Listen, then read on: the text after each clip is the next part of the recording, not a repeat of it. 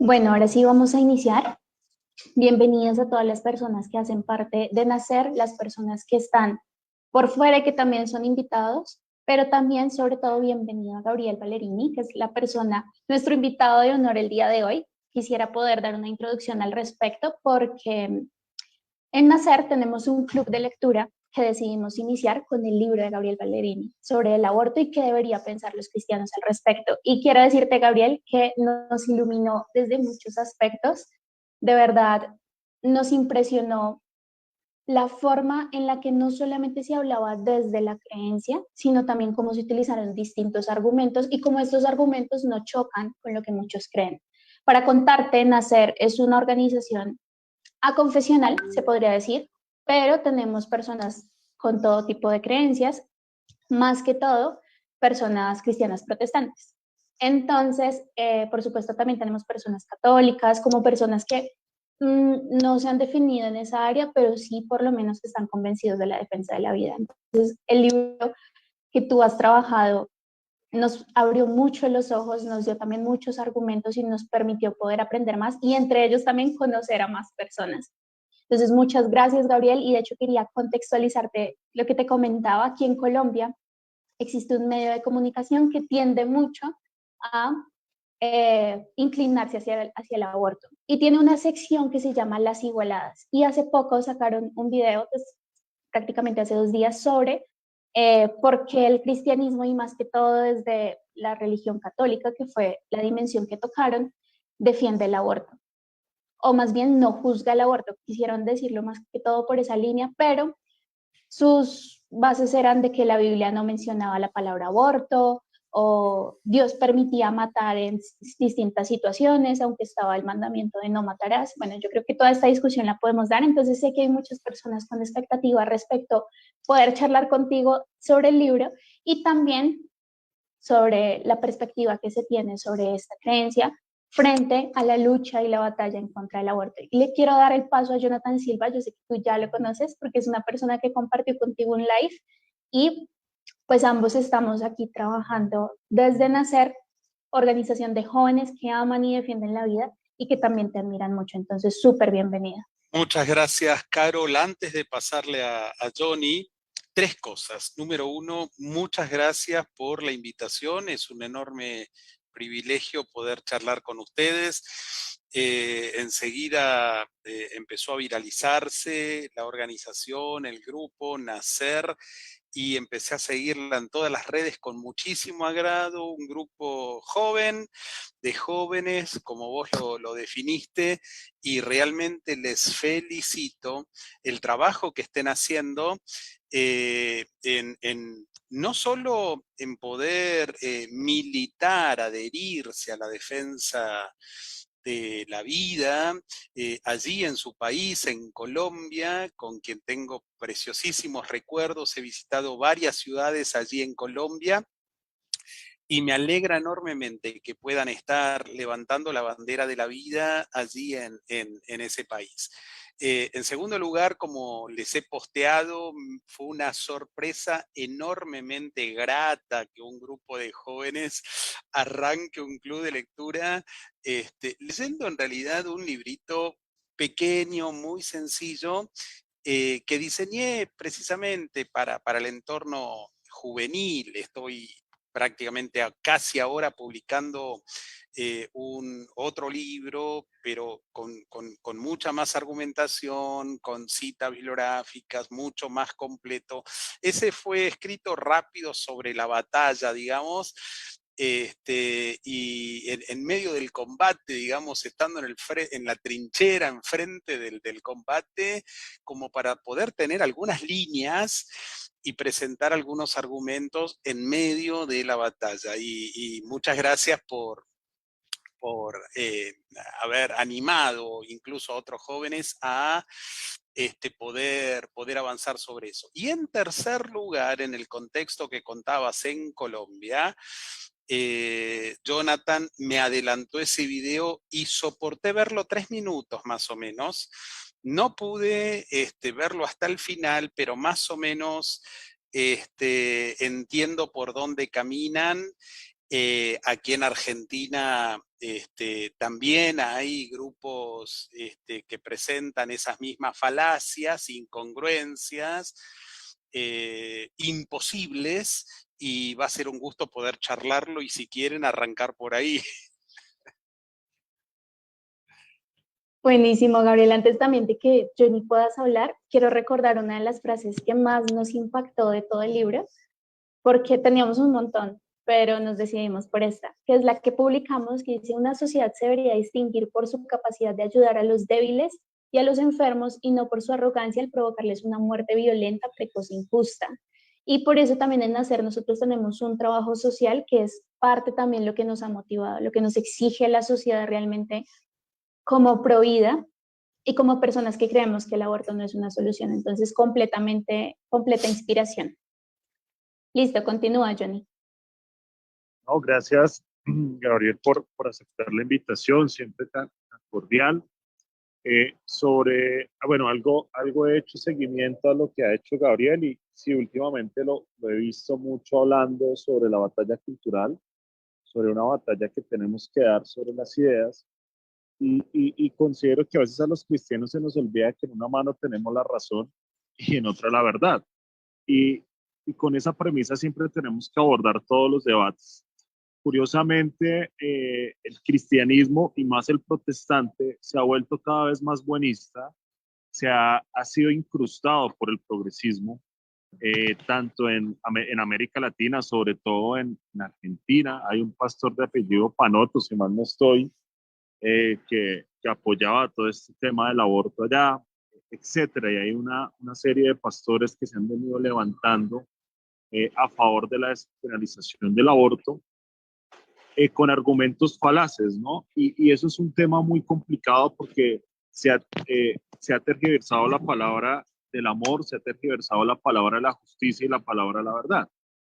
Y si una batalla sí estamos perdiendo, y en algo yo he sido empático de unos años para acá, es que la batalla la estamos perdiendo en el lenguaje. O sea, nos están ganando ese campo y están secuestrando nuestras palabras.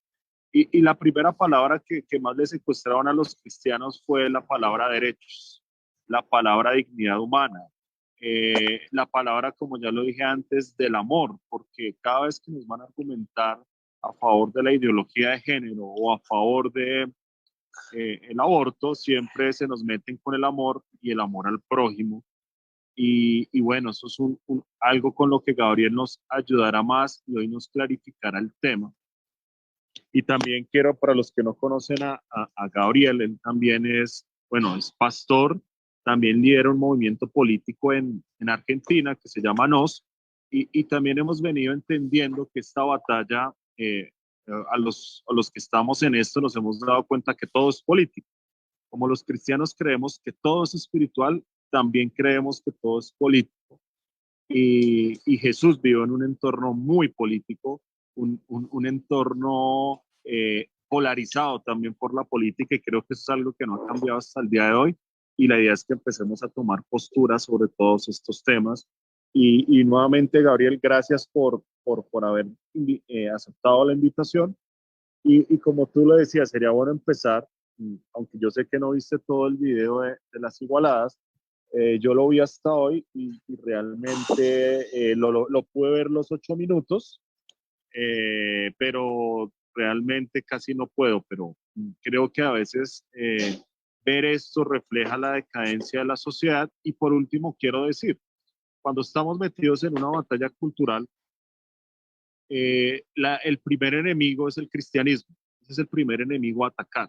Esa es la primer base que hay que implosionar en la sociedad. Y una vez esa base se estalle, todo lo que no está permitido se va a empezar a permitir. Entonces, por eso es que hoy en Colombia ya, ya vieron que no han logrado atacar al cristianismo desde otras esferas. Ahora prácticamente están diciendo: si no puedes con tu enemigo, únete a él, y únete a él tergiversando la verdad.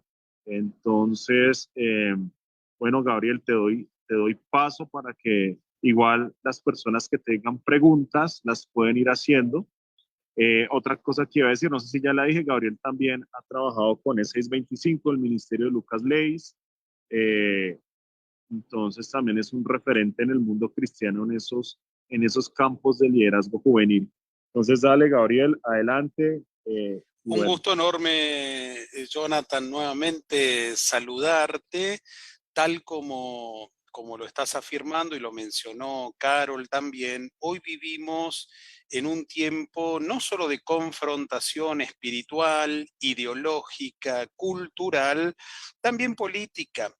Y la manipulación del lenguaje, la manipulación de estadísticas, es usado estos elementos como arma política, es decir, generalmente en la discusión sobre la interrupción voluntaria del embarazo es muy frecuente observar por estos colectivos la manipulación del lenguaje, la manipulación de estadísticas.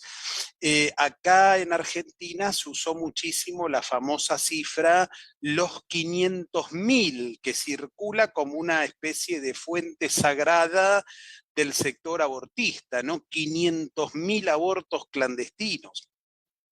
Generalmente estos grupos vienen repitiendo este tipo de cifras infladas y promovidas también por ONG internacionales, Amnistía Internacional, organización fuertemente abortista, que no defiende los derechos humanos de todos los humanos, por lo menos no de los humanos por nacer. Entonces, generalmente este tipo de frases, este tipo de estadísticas se repiten en cada uno de los países donde pretenden despenalizar o legalizar el aborto, ¿no? La verdad es que todo este lobby, la manipulación del lenguaje de estos lobbies abortistas es los datos son groseros, no soportan ningún tipo de análisis, y lo que suelen hacer es primero llamar la atención e impactar emocionalmente en la sociedad. Es decir, cuando tiran cifras, o como ahora me voy a referir a ese video que citaban, de católicas por el derecho a decidir, ¿no? Es decir, lo primero que quieren hacer es llamar la atención, impactar con las emociones en la sociedad. Lo segundo, tratan de denigrar y descalificar a cualquier religioso o científico que se oponga. Es decir, se llaman católicos o se llaman evangélicos en favor del aborto, pero si se levanta algún pastor o si se levanta algún sacerdote que le muestra evidencia bíblica, o si se levanta un científico para mostrar evidencia científica y se opone a ese pensamiento, seguramente lo denigran, lo descalifican con todos los adjetivos que ya sabemos y no vale la pena repetir. Y tercero, esto se da, digamos, una vez que lograron los pasos anteriores, crean impacto social y tienen el camino allanado para establecer las vías hacia la despenalización.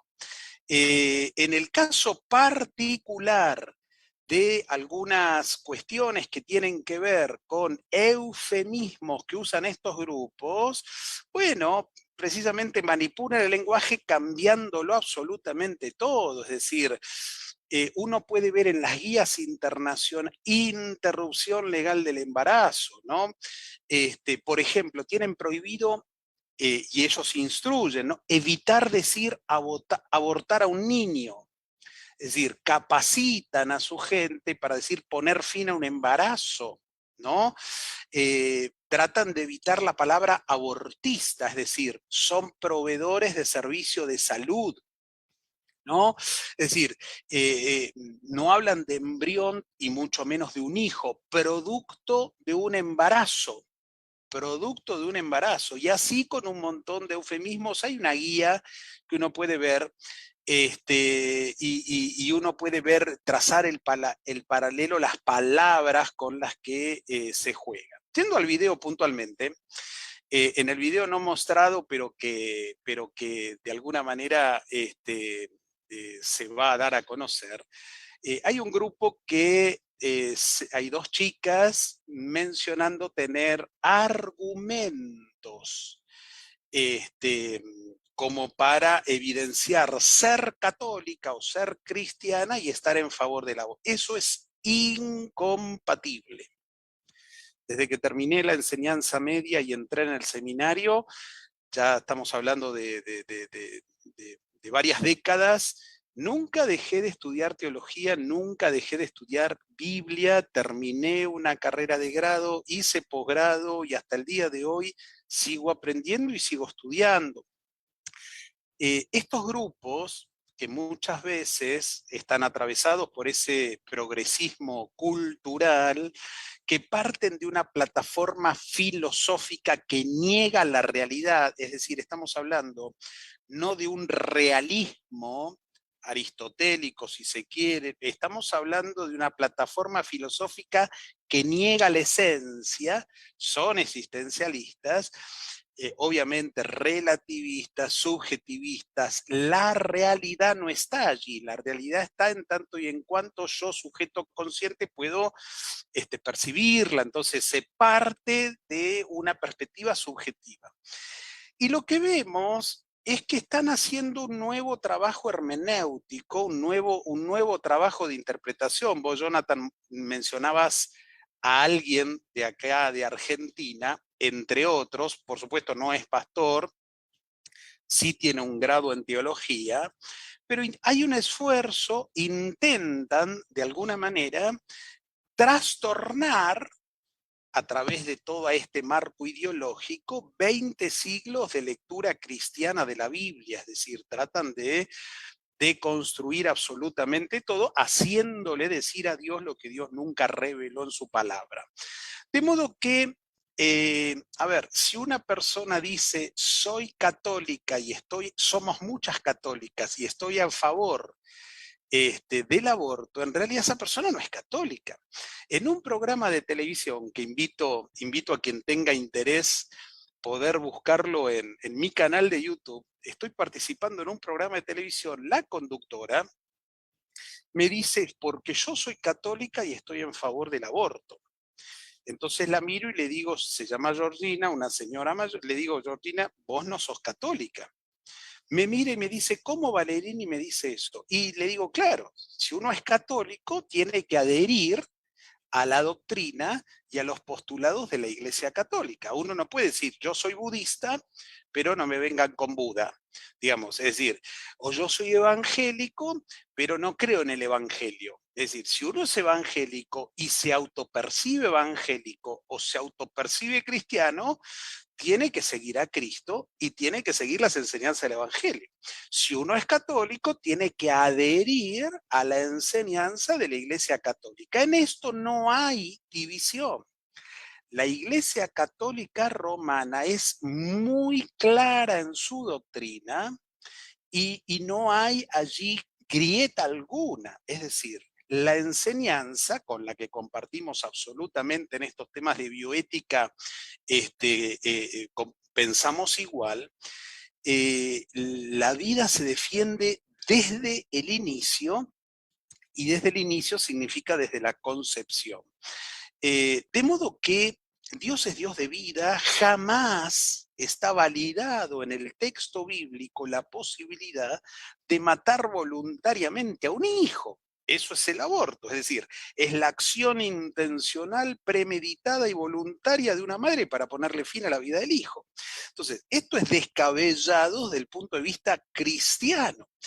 Y por supuesto, como lo mencionaron muy bien, hoy estamos en un tiempo donde estos grupos no buscan a Dios con arrepentimiento, no buscan el evangelio con un corazón abierto y dispuesto a cambiar y a ser transformado y a buscar un camino y un estilo de vida aún mucho más excelente. No, estos grupos se acercan a las comunidades de fe a confrontar y a querer imponer que la iglesia toda acepte su postulado ideológico. Estos grupos no buscan a Dios, buscan un evangelio sin arrepentimiento.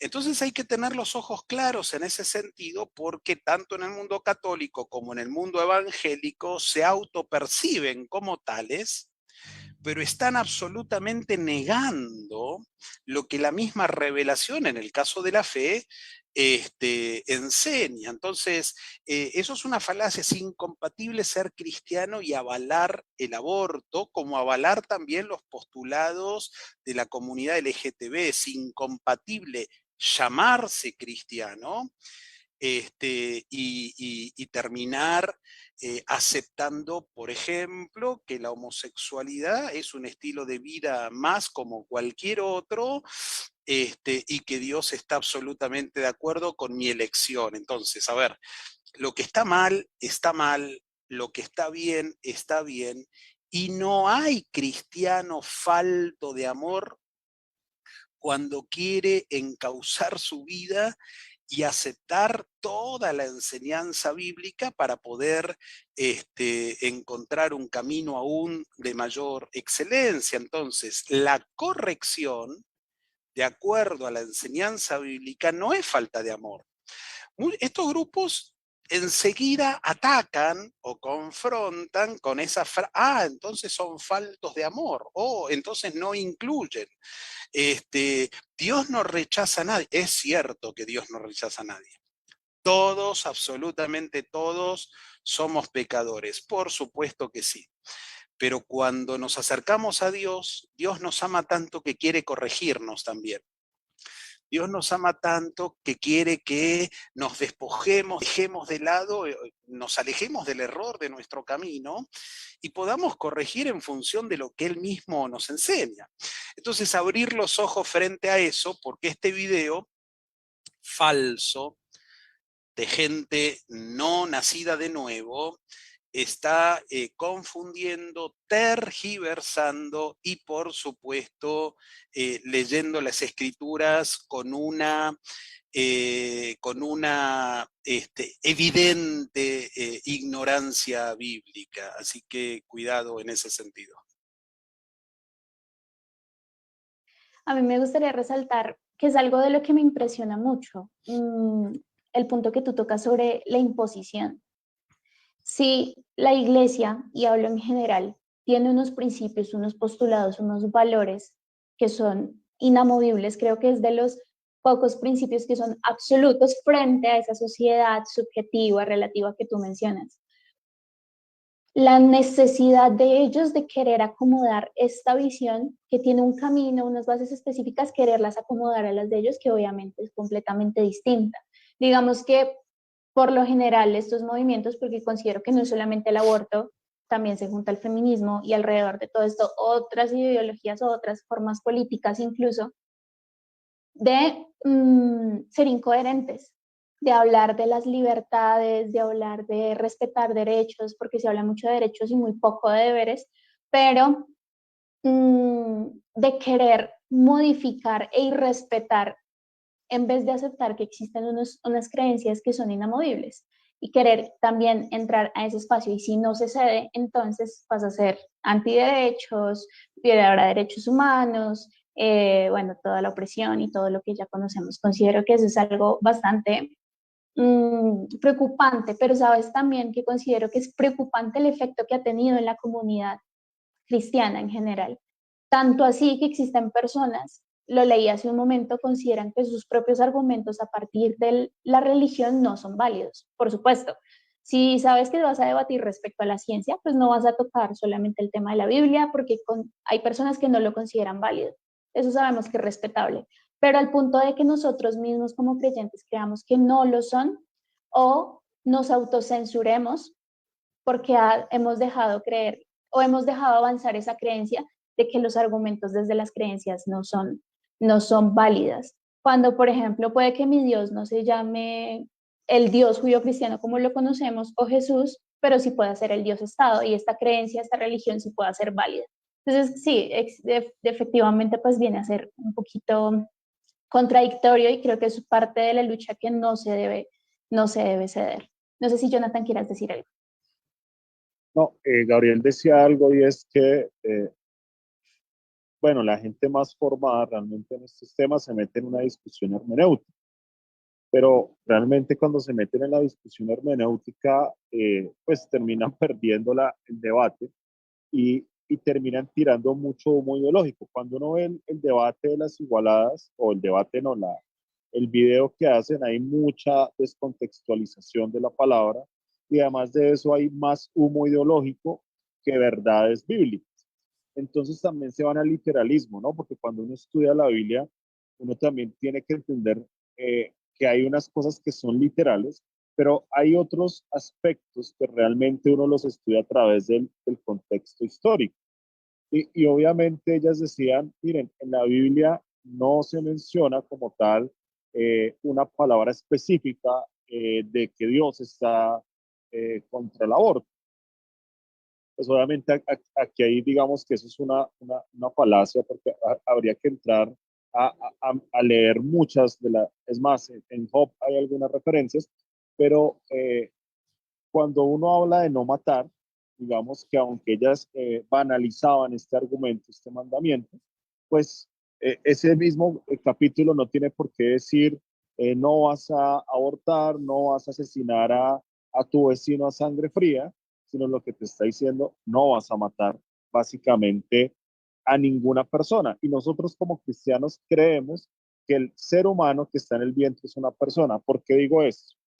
Porque Carol decía algo, y es que muchas veces se termina caricaturizando la fe y diciendo tú no puedes hablar en nombre de la fe, tú no puedes hablar con argumentos teológicos, pero hace un mes los que han estudiado sobre el Genoma Project se dieron cuenta que Francis Collins y todo su equipo avanzó en algo muy bueno, y es que desde el vientre, una persona ya estando en el vientre, eh, ha dado, digamos que unos prototipos para el cuerpo, y hay enfermedades y ya se pueden hacer cirugías en el vientre. Es más, desde la célula más pequeña ya se puede detectar qué enfermedad va a tener esa persona que van a hacer y cómo se puede sanar en un futuro. O sea, eso es un avance que salió que hace menos de un mes. Yo aquí en Colombia lo escuché la entrevista a algunos especialistas hablando sobre ese tema aquí en la W Radio. Pero por qué menciono a Francis Collins? Porque Francis Collins es un cristiano confeso y que no le ha dado a argumentar desde la fe y decir, la fe es lo más cercano a la ciencia. O sea, la fe y la ciencia no se pelean, pero muchas veces nosotros no podemos retomar esos argumentos y explicarlos porque nos metieron ese miedo. Es que la Biblia no vale, pero también a muchos se les olvidan que muchas constituciones, y por lo menos las más liberales, es casi que leer la Biblia. O sea, nuestras leyes están basadas sobre una cosmovisión bíblica muy profunda. La división de Estado e Iglesia no viene del progresismo, viene de la reforma. Entonces, el que dice esto, y con todo respeto, creo que le hace falta más formación y le hace falta leer un poquito más de geopolítica, de historia y de la misma historia del protestantismo en el mundo. Entonces, el mensaje para que continúe Gabriel es, no nos dé miedo a argumentar desde la fe, porque los grandes hitos en defensa de los derechos humanos lo han hecho cristianos, evangélicos, Martin Luther King, William Wilberforce, etcétera, etcétera, etcétera. Cuando Johnny, cuando hice mi presentación en la Cámara de Diputados, presentando defensa desde la vida, desde la concepción, si bien lo hice en forma explícita, no niego mi fe, si bien en ese momento estaba pastoreando, era pastor, no me presenté como tal, sino como especialista en ética biomédica. Y los argumentos que presenté en el Congreso no fueron teológicos, fueron absolutamente biológicos y desde la bioética, es decir, el principal recurso con que cualquier joven bien pensante y creyente puede defender la vida es un libro de biología de primer año. El que no tenga uno, me escribe y se lo paso con varios autores y con ediciones modernas. Es decir, el primer libro, el primer argumento para defender la vida desde la concepción es biológico, es cromosómico, es genético. Ningún científico que realmente tenga formación puede negar que la vida humana comienza en el momento cero desde la concepción, desde la fusión nuclear de los dos gametos reproductivos. Entonces, por supuesto, podemos encontrar en forma transdisciplinar un montón de otros argumentos y, por supuesto, la teología se construye. Yo no puedo hacer teología desde un solo texto. Yo tengo que tener una comprensión completa, cabal de la palabra, y hay y no es lo mismo leer un código legal, no es lo mismo leer leyes apodípticas, leyes casuísticas, no es lo mismo leer prosa, leer poesía hebrea, leer narrativa, leer un género apocalíptico, leer una elipsis, leer lenguaje figurado. No es lo mismo. Entonces, cuando me acerco al texto bíblico, tengo que hacerlo también sabiendo de qué manera voy a hacer ese camino de interpretación para no llegar a una herejía y precisamente para hacer exégesis, es decir, sacar afuera lo que el mismo texto dice, ¿no? Lo contrario es hacer eisegesis, que es lo que hacen estos colectivos, es decir, me acerco al texto con una idea previa, con una preconcepción, y lo que hago acercarme al texto bíblico, en realidad estoy buscando un pasaje bíblico que más o menos justifique mi idea previa anterior. Es decir, eso es hacer eisegesis, no exégesis, ¿no? Entonces, acá estamos en presencia de gente muy cerrada, de gente que es muy difícil, es fácil debatir porque gente generalmente no leída, y quien está leído con un pensamiento obtuso, aunque le presentes evidencia, aunque le presentes los mejores argumentos, están atravesados por un marco ideológico del que no van a salir o es muy difícil que salgan. Entonces, lo que debe quedar claro es que la persona de fe no debe sentirse amedrentada, no debe sentirse violentada, y mucho menos culpógena, es decir, frente al avance, a la violencia, por ejemplo, este feminismo abortista con sus mentiras, muchos creyentes se sienten como culpógenos, ¿no? Y como no se puede sostener una falacia, enseguida lo que hacen es la violencia de estos grupos, avanzan con descalificaciones, con insultos, me los han hecho en el aire, en debates televisivos. Generalmente estos grupos son poco leídos, no tienen buenos argumentos, y como no tienen buenos argumentos, cuando ven que no tienen recursos objetivos para defender una postura, lo que hacen es atacar al interlocutor. Es decir, lo que se conoce generalmente como argumentos ad hominem, ¿no? Es el argumento contra el hombre, ¿no? Se pone foco no en el argumento en sí, sino intentar desacreditar a la persona. Por eso que en el mundo cristiano, enseguida se apela a la... no, entonces eres un cristiano sin amor. Entonces, tu Dios, es decir, como no se encuentra evidencia, la falacia ad hominem, ¿no?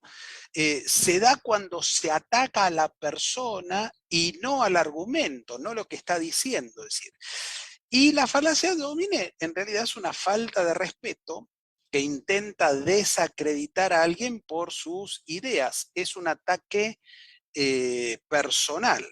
Entonces, la violencia del feminismo abortista, por un lado, nos encontramos con una violencia física. Número 2, con una violencia verbal, el uso de falacias ad hominem. Y número 3, la violencia se manifiesta también frecuentemente con el uso de mentiras, con el uso de eufemismos. El gran tema de fondo, me parece, Carol y Jonathan, es esconder la cruda realidad del aborto. El aborto es un acto vil. El aborto es un acto muy triste, es muy terrible. Matar al hijo, Entonces, para esconder la cruda realidad, está prohibido mostrar fotos. Si nosotros subimos a nuestras redes fotos o videos, enseguida somos censurados, pero por crimen de odio. Es decir, es la única acción que está prohibido mostrarla, ¿no? Entonces, para esconder esa cruda realidad, se apelan a eufemismos, se apelan a mentiras y se usa la violencia. A ver, naturalmente, no hay que ser muy leído, naturalmente. Ninguna mujer en la historia de la humanidad se embarazó de otra cosa que no sea un hijo. Digamos, dato duro, fuerte, no puede ser ignorado en los debates. Esa cosa que está ahí adentro crece, porque no es una cosa, es un ser humano. Entonces, si la mujer embarazada no tiene un hijo dentro, ¿qué será lo que tiene? Entonces, la violencia del feminismo siempre va a tratar de esconder que en realidad con un aborto lo que se está haciendo es matando a un hijo. Por eso va a apelar a la manipulación del lenguaje, al uso de eufemismos, para cosificar la vida del embrión y para suavizar la tragedia que representa el acto del aborto. Yo creo que también, en línea de lo que tú dices respecto a la deshumanización, el enfoque es deshumanizar. Si no lo haces humano, pues no está mal. Digamos que es difícil encontrar una feminista que te acepte de frente y te diga, sí, es un ser humano o es un niño. Es casi que en el debate te obligan a llamarlo feto, como si feto lo hiciese menos humano, ¿no? Pero lo que tú dices respecto a la ingeniería del lenguaje y demás, pero qué difícil también, porque por un lado evidencia la calaña de esta perspectiva, cuando hay feministas que dicen, sí, es humano, ¿y qué? No importa, que está muy basado en todo el trabajo que ha hecho Peter Singer respecto, es el ideólogo del antiespecismo, que dice, sí, es humano, pero entonces valoremos que vida es más importante, y no solamente eso, sino los deseos, las expectativas de la vida que, entre comillas, ya están. Entonces, bueno, eso es bien complicado. No sé si Jonathan vayas a decir algo porque tenemos algunas preguntas.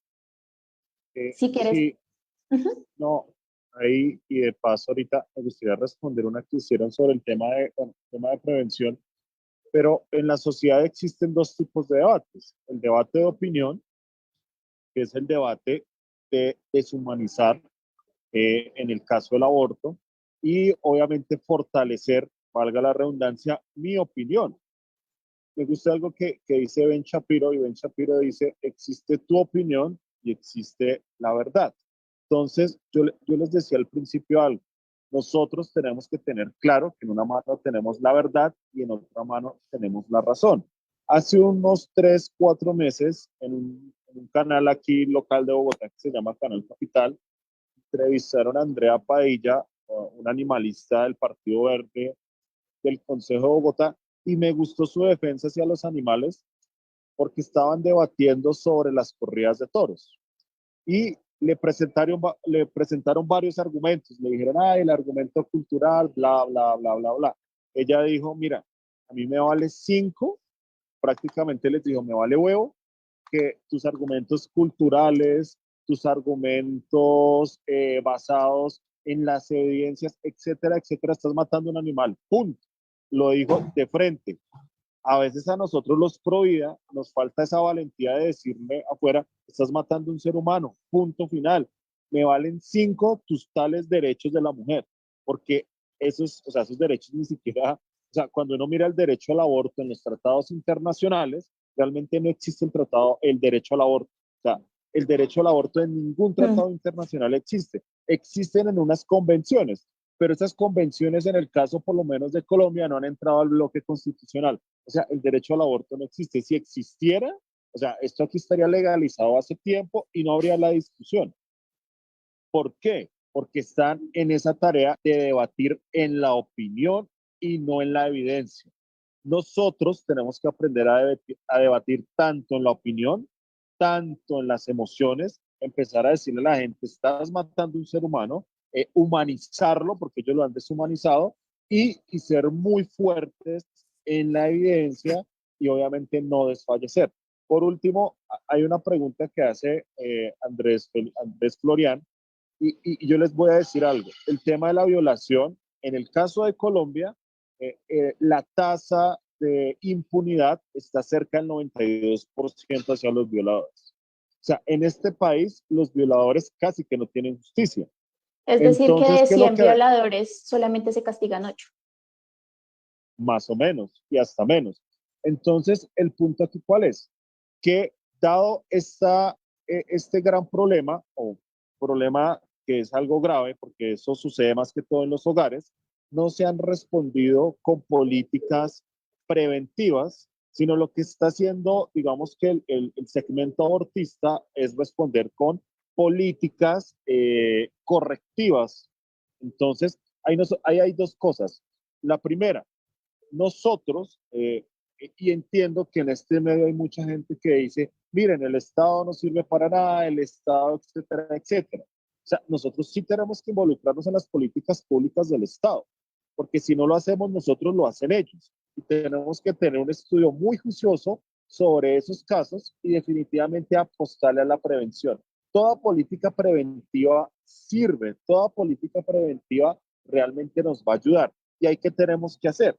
Llegar a las gobernaciones, a las alcaldías y hablar de un enfoque de familia, porque esto no lo están haciendo ni las gobernaciones ni las alcaldías. Eso es un gran problema que hay en Colombia, no sé cómo estén en Argentina, pero aquí sí se le ha hecho más énfasis al enfoque de género, al enfoque de todos los enfoques interseccionales que conocemos, pero el enfoque de familia está por fuera de las políticas públicas. Entonces también nos hemos vuelto las personas más, no sé cómo llamarlos, que dicen, no, no metamos las cosas de familia en el Estado, ok, no lo hagamos, pero otro sí lo está haciendo.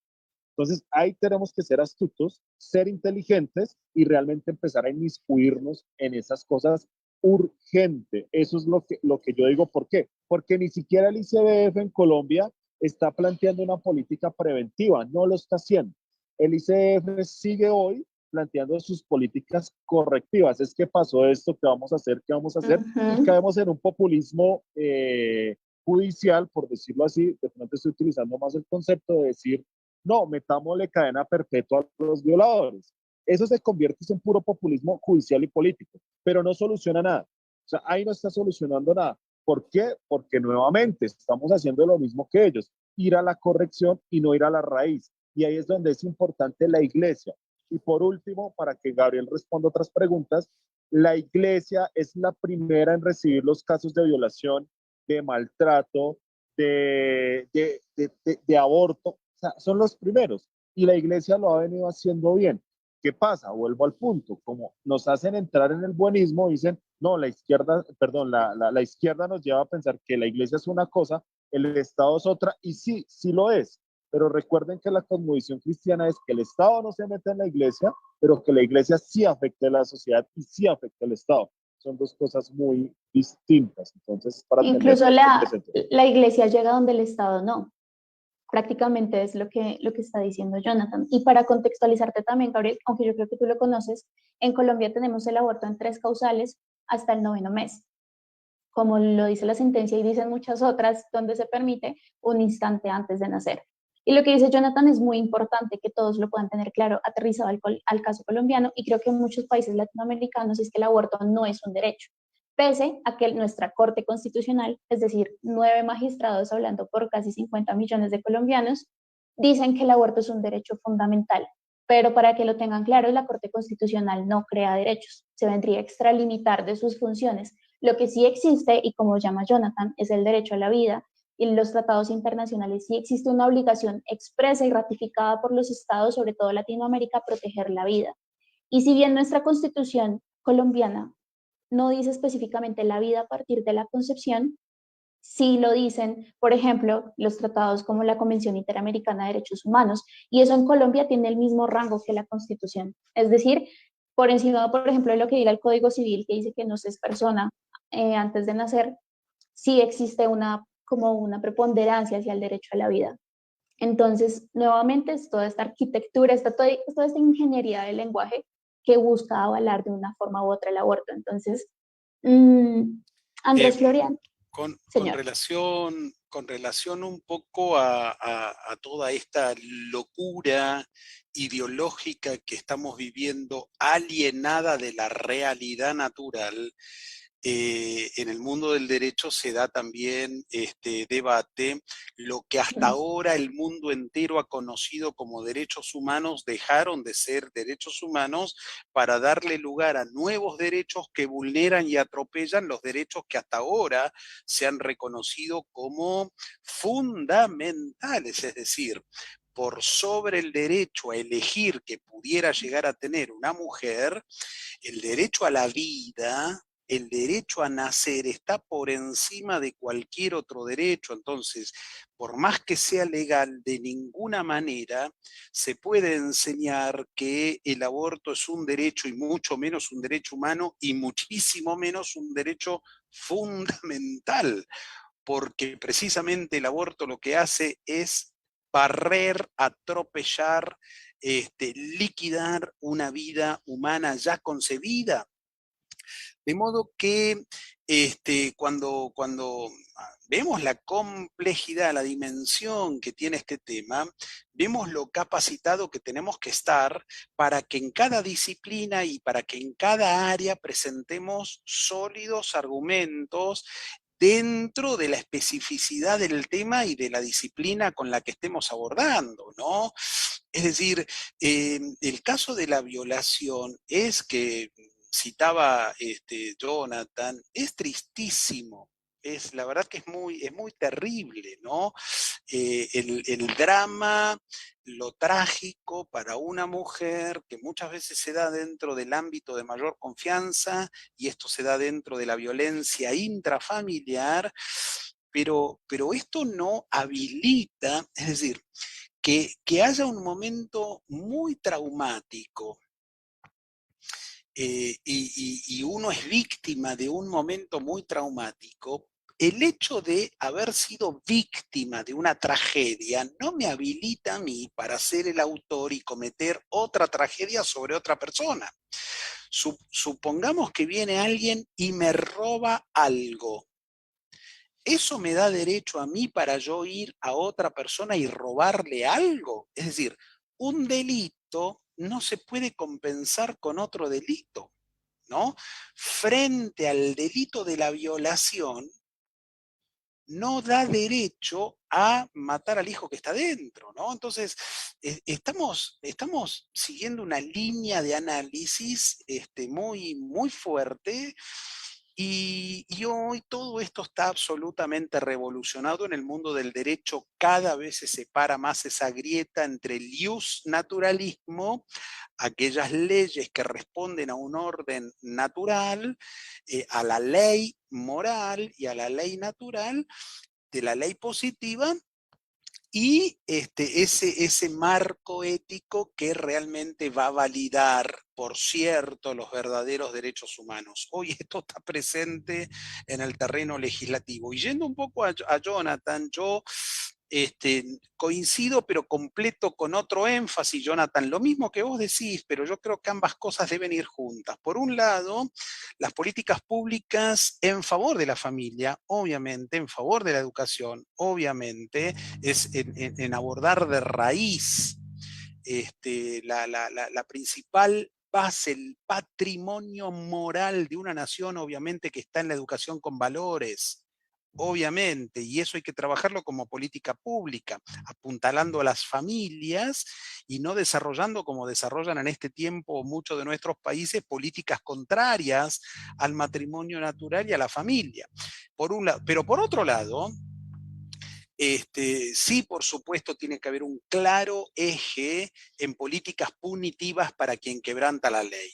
Obviamente, es decir, quienes hicieron acá en Argentina y nos involucraron acá recientemente en Argentina una lista negra, hicieron una lista negra de providas, de legisladores, de referentes de la cultura que defendemos la vida, es decir, las mismas diputadas abortistas que votaron en contra de un registro nacional de violadores, dice, no vamos a hacer un registro nacional de violadores porque eso estigmatiza. Bueno, ese mismo grupo hizo una lista negra con antiderechos, ¿no? Con nombre, apellido, familias, instituciones, y un registro de defensores de la vida. Entonces, hoy estamos sí en una fuerte batalla donde con todos los valores del cristianismo y con toda la tenacidad y los mismos argumentos, los sólidos argumentos de todas las disciplinas, tenemos que afectar la cultura y ocupar los cargos en la gestión pública para hacer que los valores que creemos son los mejores valores para un país puedan verse plasmados sobre toda la sociedad. Yo Ahí hay también algo, no, me que uno a quería, lo que dice Gabriel respecto a la propuesta que hace Jonathan, que creo que el término más que políticas preventivas, que por supuesto tienen que ir, son políticas integrales, que acobijen esas dos perspectivas, porque dentro de la perspectiva preventiva está también, por ejemplo, la educación. Yo más que trabajar la educación sexual y desde el Estado, que no estoy tan de acuerdo con eso, debería trabajarse más desde la familia, también debería ser más una educación afectiva, no una educación que le enseña a los niños a hipersexualizarlos desde muy pequeños para después estar viendo las consecuencias de no manejar la sexualidad con responsabilidad y también como en respeto de sí mismo y del otro, ¿no? También, por ejemplo, políticas estructurales como la adopción, en el caso colombiano. La lista de personas que quieren adoptar en Colombia es larga, y no solamente en Colombia, sino extranjeros que vienen a Colombia a realizar todo su trámite de adopción. De pronto, digamos, la problemática es más estructural que de personas que quieran adoptar, cultural tal vez. También esas políticas culturales de quitar esa perspectiva postmoderna, por decir de alguna manera, de sí, la cultura del descarte, la cultura de la vida fácil, del placer, de todo este tipo de cosas. Y pues por supuesto las punitivas, que de hecho aquí en Colombia intentaron castigar movimientos pro vida, como por ejemplo 40 días por la vida. Se llamó violencia obstétrica a aquellas personas que se acercaran a las mujeres como confundidas por un embarazo no deseado y les dijeran, mira, esta otra opción. Y esto vendría a llamarse violencia obstétrica aquí en Colombia. Si esa perspectiva se tiene del movimiento Provida, cuando se busca darle una información completa y una ayuda, ¿por qué no más bien dentro de esta perspectiva punible ver también aquel discurso que todo el tiempo empuja a la mujer como si el aborto, que es una violación a un derecho humano real, como lo dice Gabriel, fuese una solución? Creo que también el castigo, y no tiene que ser necesariamente cárcel y demás, pero sí debe haber como sociedad, una forma de castigar todo ese discurso y esas voces que le dicen a la mujer que el aborto es una solución. no, y una de las principales causas de persecución al cristianismo, y quiero que esto lo tengan muy en cuenta, es, a los cristianos en el mundo y se les persigue, pero una de las principales es orar por el fin del aborto. Nada más en Estados Unidos, cuando una persona, 40 días por la vida, otros movimientos, oran al frente de un sitio de aborto, pueden ir presos. En el gobierno de Donald Trump algo se combatió esto y digamos que eso se logró corregir. Vuelve Biden y vuelve esto a suceder. En Colombia, a través de algo que se llama la SU 096, sentencia unificada de la Corte Constitucional, que se hizo de la mano con el Ministerio de Salud, se pretendía hacer esto, poder decirle, hey, señores, ustedes de 40 días por la vida, hey, señores, ustedes de nacer, que son todos evangélicos, hey, ustedes, fulanito de tal, si ustedes oran por el fin del aborto, pueden ir presos. O sea, estoy parafraseando, si ustedes violan un derecho, porque es que están colocando el derecho del aborto, valga la redundancia, como un derecho. Y aquí voy a decir algo, porque es muy importante entender cuál es la labor del cristiano hoy en la sociedad. Y yo he venido diciendo algo, y es que la labor del cristiano en la sociedad es de verdad ser resistencia.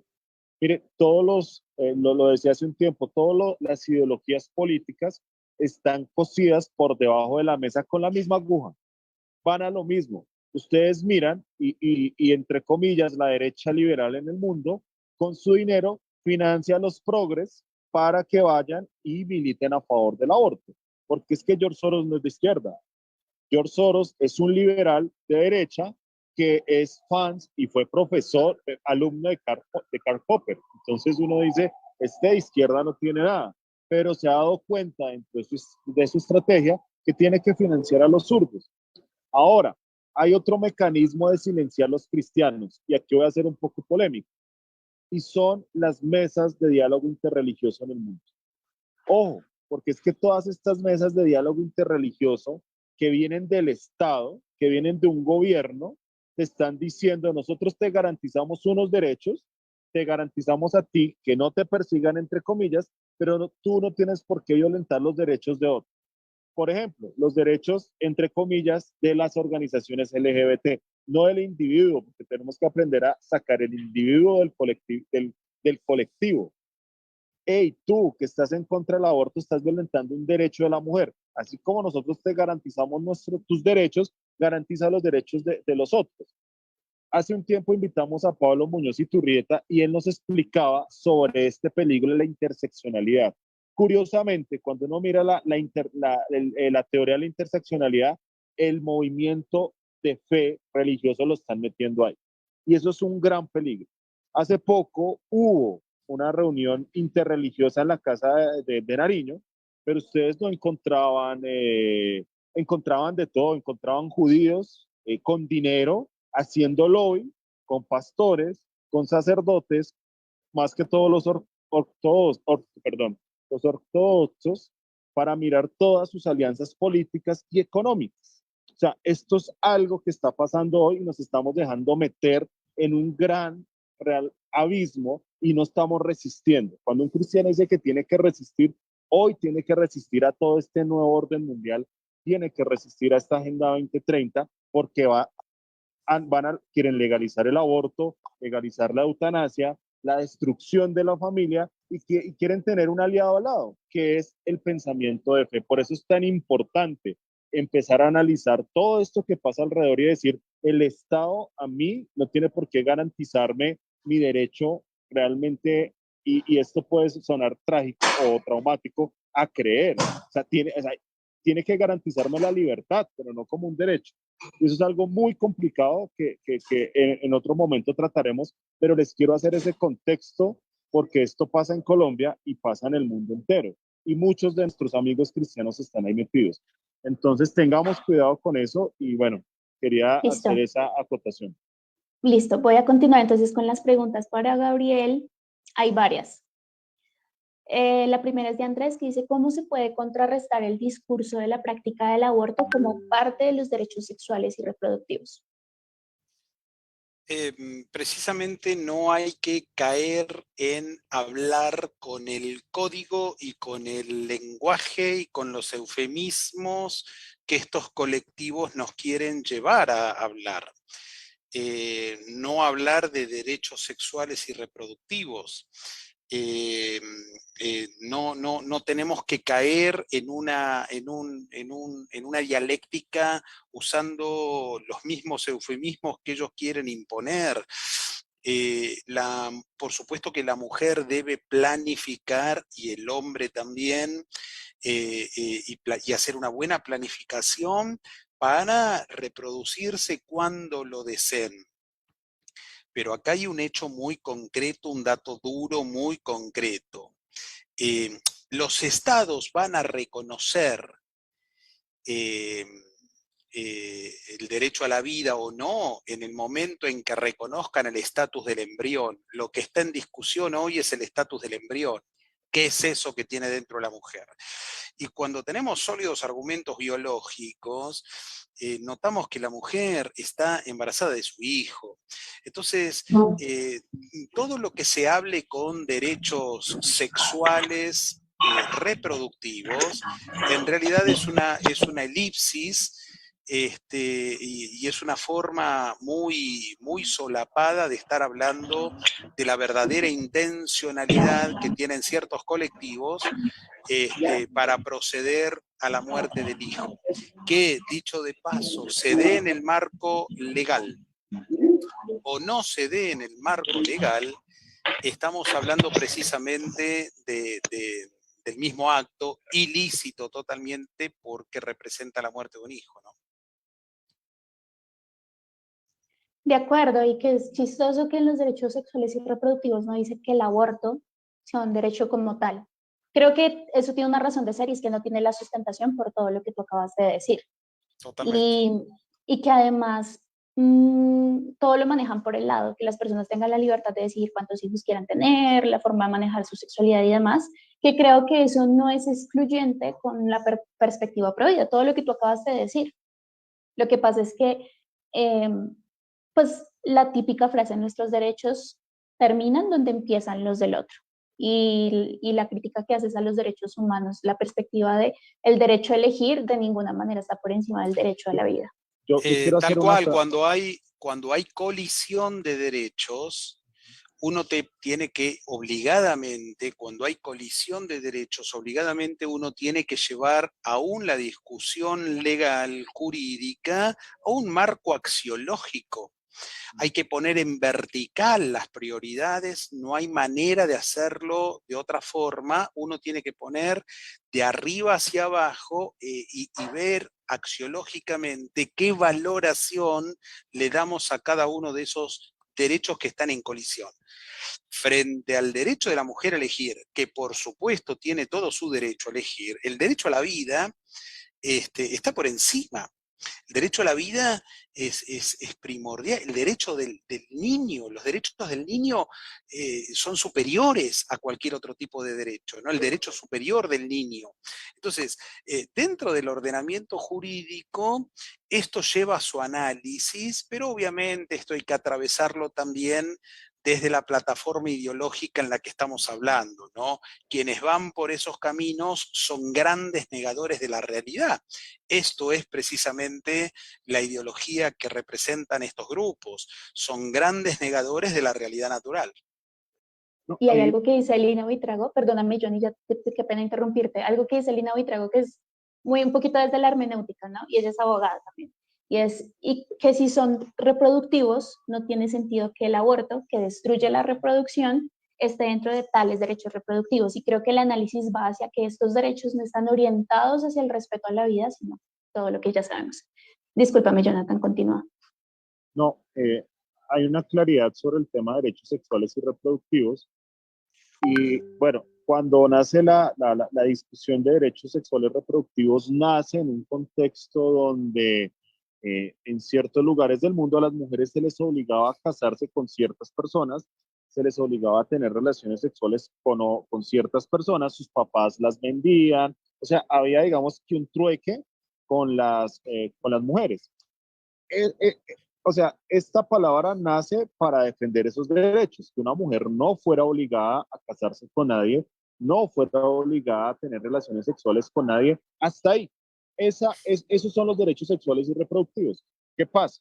Que a través de diferentes foros, por decirlo así, el feminismo empieza a ser un litigio estratégico ante la ONU y esto deriva que por allá en un foro en el Cairo, creo que en el año 95, empiezan a tomar la perspectiva de género y empiezan a decir, este tema de los derechos sexuales y reproductivos, ahora vamos a tomarlo como una bandera sobre el tema del aborto. ¿Por qué? Porque generalizan, aquí hay una falacia de generalización apresurada, como si todas las mujeres fueran obligadas a parir. Y ustedes han escuchado eso, es que las mujeres son obligadas a parir. Y aquí que quiero destacar, que el feminismo ha sido muy juicioso en términos de litigio, con mentiras, con todo lo que ustedes quieran, pero han sido juiciosos en entrar a estas instituciones. Y por último, obviamente se anclaron en unos textos, sobre todo el del género en disputa de Judith Butler, y de ahí sacan realmente toda la teoría para entrar a la ONU, para entrar a estos foros y convertirlos de alguna otra forma en convenios internacionales. Nunca han podido llegar como tal a volverlo tratado internacional por ese debate de los derechos y ojalá nunca pase. Pero si nos descuidamos, eso va a terminar pasando, o sea, porque son muy juiciosos, están financiados, tienen mucha plata de los grandes empresarios en el mundo, curiosamente, 3, 4 familias son las que mueven todo esto y se terminan beneficiando del negocio.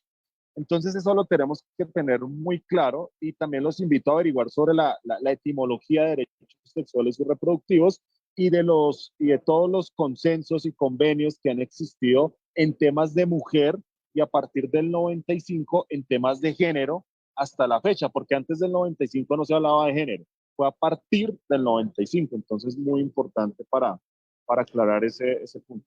Yo creo que lo que dice Jonathan es importante también porque digamos que lo que él menciona de la razón de ser de ese tipo de derechos parece que no existiera todavía, pero sí pasa. De pronto no tanto en Occidente como en Oriente, y curioso que sea precisamente parte del mundo donde no tiene unas bases y unos principios específicos como sí los tiene Occidente, ¿no? Todo el tema de las revoluciones liberales, el sistema económico que tenemos, los principios y las bases judío-cristianas específicas que hacen a Occidente mucho más libre que estos países de Oriente. Pero el aborto incluso causa esas problemáticas, como en el caso de China, creo que ya saben todos con la política de hijo único, que si bien era obligatorio tener un solo hijo, lo que no era obligatorio es que ese hijo fuese un niño y no una niña. Es decir, que muchas familias, también por razones culturales y demás, abortaron su primer hijo pudiéndolo tener en razón de su sexo. Es decir, porque era una niña y no un niño. Y esto generó un desbalance en los sexos. Igualmente, este aborto selectivo se dio en India. Todo esto que ha generado violación a los derechos de las mujeres, como por ejemplo que en China las obliguen a casarse, o en el caso de India las secuestren para satisfacer deseos sexuales, incluso de pueblos enteros. Esto es algo que siempre me gusta replicar porque demuestra que finalmente el aborto contradice la bandera del feminismo supuestamente en defensa de la mujer y lo que hace es propiciar la violencia hacia la mujer. No sé si quieras comentar algo, continuamos con la siguiente pregunta. Gabriel. No, es tal cual, coincido con la mirada y es muy rico este tiempo de reflexión. Quizás si hay alguna otra pregunta más, sigo el día y debiera estar ya casi cerrando, Carol, esta interesante charla, pero la verdad es que yo les felicito enormemente que puedan estar abriendo estos focos de reflexión, haciéndolo con el profesionalismo y realmente es un lujo de la forma en que lo vienen haciendo, con la riqueza que está siendo atravesado cada uno de estos temas. La verdad es que les felicito. Muchas gracias, Gabriel. Bueno, siendo así, nosotros vamos a compartirte las preguntas para que después podamos manejarlas tal vez por las redes sociales, que, bueno, te quiero comentar dos cosas. Primero, a las personas que hacen parte de Nacer, para que sepan, las redes sociales de Gabriel están como Ballerini, con doble L, ok, @Ballerini, ok.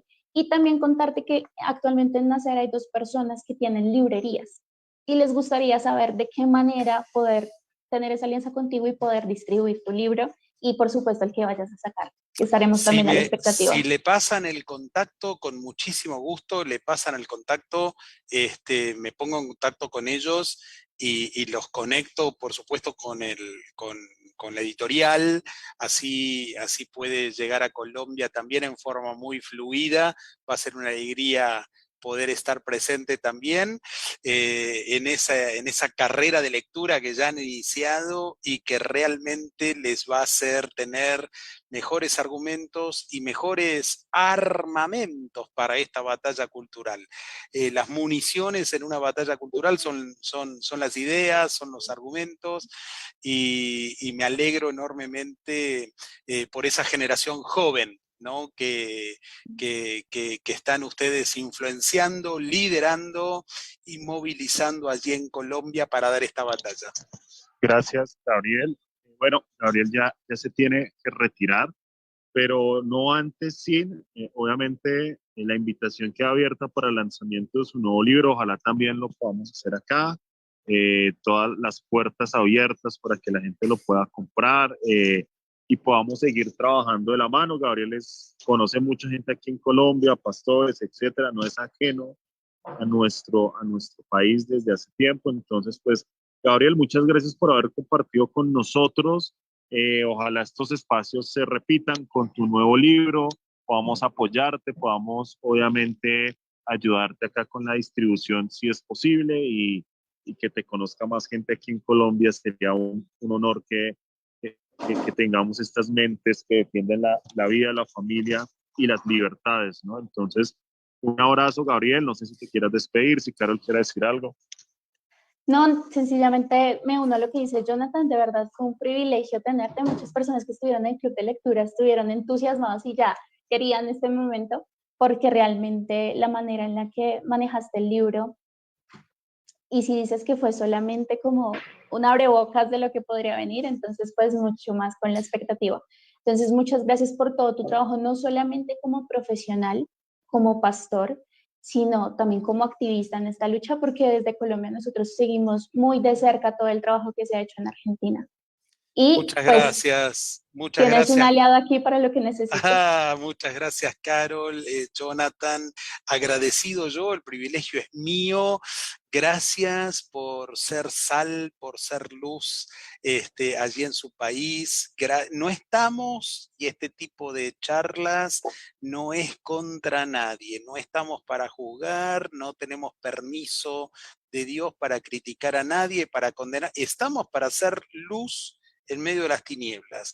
Estamos para llevar una palabra y argumentos concisos a aquel que está en confusión. Estamos para defender la verdad en medio de tanto relativismo, pero recordando siempre que estamos llamados a impartir esa verdad y reflejarlo siempre, en toda circunstancia, con el amor de nuestro querido Señor. Una sociedad es más humana, más justa, más inclusiva, cuando defiende los derechos humanos de todos los humanos, aún de aquellos que ya fueron concebidos y están por nacer. Les mando un fuerte abrazo a cada militante, a cada defensor de la vida, a cada uno de los que integra esta preciosa y creciente organización Nacer Colombia, y muchas gracias por este tiempo de encuentro. Abrazo grande. Un abrazo grande, gracias Gabriel.